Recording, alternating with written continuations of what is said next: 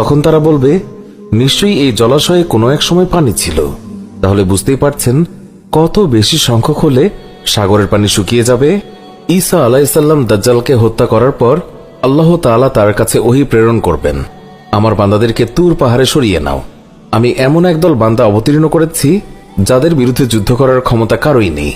তিনি বলেন, তারপর আল্লাহ ইয়াজুজ মাজুজের দল পাঠাবেন। আল্লাহ তাআলার বাণী অনুযায়ী তাদের অবস্থা হলো তারা প্রত্যেক উচ্চভূমি থেকে ছুটে আসবে। সূরা আম্বিয়া আয়াত ৯৬। তারা পরস্পর বলবে, আমরা তো দুনিয়ার বসবাসকারীদেরকে ধ্বংস করেছি, এবার চলো আকাশে বসবাসকারীদেরকে ধ্বংস করি। তারা এই বলে আকাশের দিকে তাদের তীর নিক্ষেপ করবে। আল্লাহ তাআলা তাদের তীরসমূহ রক্তে রঞ্জিত করে ফেরত দেবেন।